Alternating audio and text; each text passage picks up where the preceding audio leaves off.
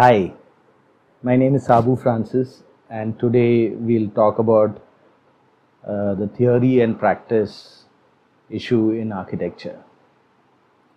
Now, there is this wise quip which says that in theory and practice are one and the same, but in practice, they are different. Now, this sounds a little clever, and if you really look at it, it probably is little meaningless. Theory is theory and practice is practice. But nevertheless, there is this notion which is quite popular amongst many students also and many architects also. They say that, what's the use of all this theory? Finally, we have to be very practical about what we do as designers, right? And it kind of sounds intuitively right, and you feel that we're creative people. Why do you have to get so engrossed in all these subjects? Can these subjects really be useful in what we do later on? Now, after almost 30 plus years of having graduated from IIT Kharagpur in 1984 and practiced for many years as an architect, and now I am into promoting a better way of designing.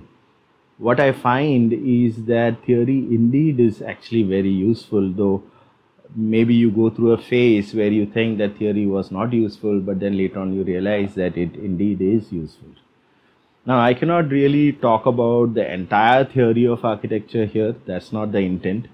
But I want to highlight one part of it by which where we architects and students and teachers, we tend to make a big mistake, I believe, which is in design critiques. When a student makes a design and a teacher comes over to the desk and starts looking at that design, there is a critical mistake which is happening there. Quite often it happens there.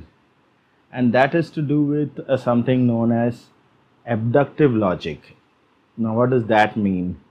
Now, there are three kinds of reasoning, three kinds of logic we use when we reason out whatever we have to reason out to win a particular viewpoint or to express a clear opinion or even a judgment. There are three different ways by which we can reason out our argument. One is known as deductive logic, one is known as inductive logic, and there's a third process which is nowadays known as abductive logic. And we need to use abductive logic when we are actually talking about a design. Now, before I come to abductive logic, let me kind of build up the the scenario here and where the objections I have about design critiques. Which happen in many colleges, and actually it gets carried over into practice. And one of the reasons why we don't have good architecture is because the design critique which we do in our offices are also a legacy of how we were criticized when we showed our designs to our teachers.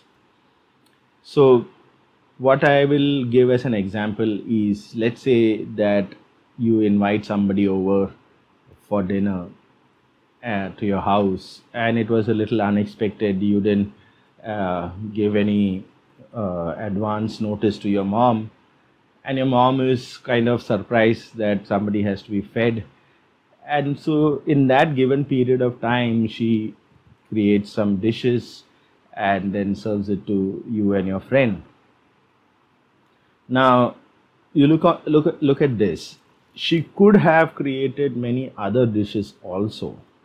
But that's all theoretical, right? I mean, the real practical reality is that on the table, there's a limited set of dishes because there was no advance notice which was given to you. But now, the dinner is over and your friend is gone, and if you now want to criticize your mom about that particular food, would you really start talking about those dishes which were not done or were done earlier by a mom, but in that instance she didn't do it because she didn't have the ingredients? Would that be fair? Would you be able to really, go back to your experience of the earlier dishes which were there, and you tell your mom that, yesterday you made such lovely dinner, or day before yesterday we had such nice whatever dish which you liked, but today you didn't have that. And the reason could be as simple as that the situation was different, the context is different, the number of ingredients available were different. So obviously you're not going to have a very well constructed argument when you compare something on the table with something which never really existed. Now this is fairly known. We don't really usually do this kind of discussion. What we could do is to probably criticize that dinner based on what other dishes could have emerged given the same set of ingredients, because those same ingredients are there, and you can still work out 2-3 different dishes with the same ingredients, and then there could be a reasonable chance of having some conclusion about that particular discussion about food. So this is a very simple and crude example. What I am trying to say here is that it is generally a bad idea to talk about something and criticize something based on something which had happened in the past somewhere, and then you bring in something from there, and then you criticize something which you are actually there on the table there.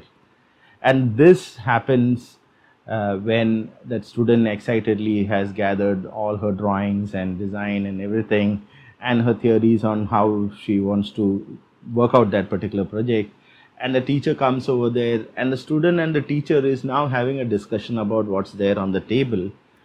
But what actually happens is that teacher quite often is silently, or not so silently, very verbally referring to things which he or she has seen from her earlier experiences. But you have something on the table, and you have something which was experienced earlier, and then you say, this is not how that library was designed by Alvar Aalto, or whichever famous architect that teacher is happy with. The same thing happens with the student also. The student is working out one design and starts taking concepts from that design, fleshes it out, and going actually on one track, really speaking, and then keeps modifying it till that thing gets fleshed out and the design actually emerges on the table over there. There is one major mistake which I think we are doing, is that firstly, the kind of criticism which happens is based on an imagination that that particular design on that drawing sheet or whatever computer screen or whatever the case may be, which the student is explaining, is actually out there, really there in that world, and it is existing there. Obviously it is not, right? So how do we compare that? Something didn't exist also. But for a moment, let's discount that, and let's say that that's a design you are going to criticize. But can you take that criticism of that particular project and then refer to things and points from various other projects which exist over there and then bring it to compare here? So what do we do? What kind of theory exists for this particular design criticism? And that is why I was talking about abductive logic. In abductive logic, what you do is that if you really want to have a reasoned out argument on what is a good design, you cannot do anything with one particular design. You have to have multiple designs which that student has to make, and then between those designs you analyze the various classes of information which is of similar nature. So you say that the children play here in this particular project here like this, but in this alternative the children is playing there, in that alternative the children is playing somewhere else, and now you have something which you can compare between these particular alternatives. And that's fair actually, because you're not wanting to refer to something which had existed somewhere, and there are so many other reasons why Alvar Aalto made that library the way he did, or whoever made that particular project the way that particular architect did. what is that particular exercise which we can do if we all we did was just refer to things which happened earlier in the past and then bring it to criticize what's happening now. So this is a very tricky point, because most of the time, or you can say almost all the time, a student is actually working out on one alternative for that design solution. That student is not really encouraged to come up with multiple alternatives. At least I have not seen that happening. There are practical reasons, because if you were to do drawings and all that, it is really complicated. If you use computers, it can be a little easier and you really can do multiple alternatives.